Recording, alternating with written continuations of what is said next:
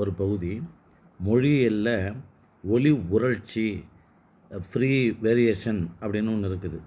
இப்போ உதாரணமாக இப்போ கிங் அப்படின்னு ஒரு வார்த்தை இருக்குது. கிங்கில் வந்து கே எப்படி உச்சரிக்குது, கன் ஜி எப்படி உச்சரிக்குது, ஹாப்பி ஹச் எப்படி உச்சரிக்குன்னா ஒவ்வொன்றுக்கும் வெவ்வேறு ஒலிகள்.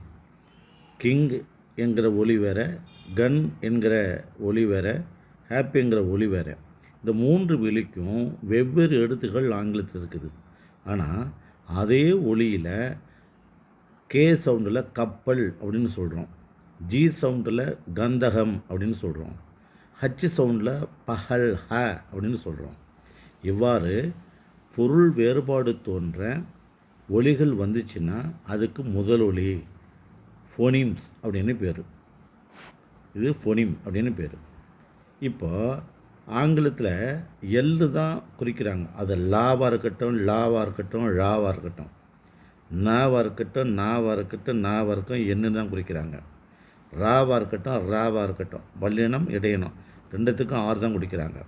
இங்கே அது நிற்கக்கூடிய இடத்துல எல்லு எங்கே நிற்கிது, என்ன எங்கே நிற்கிது, ஆறு எங்கே நிற்கிது, அதை பொறுத்து தான் பொருள் வேறுபடுமே தவிர ஒலியில் இப்போ நமக்கு வந்து தனித்தனி வரி வடிவம், தனித்தனி ஒலி வடிவம் உள்ளது போல் ஆங்கிலத்தில் இல்லை.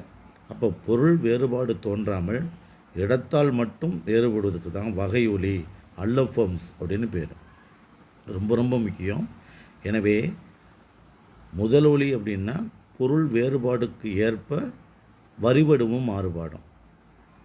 இங்கே வகை ஒலி அப்படின்னா வரி வடிவம் ஒன்று தான், ஒலி வடிவம் தான் வேறுபடும், அது இடத்தால் மாறுபடும். நன்றி, வணக்கம்.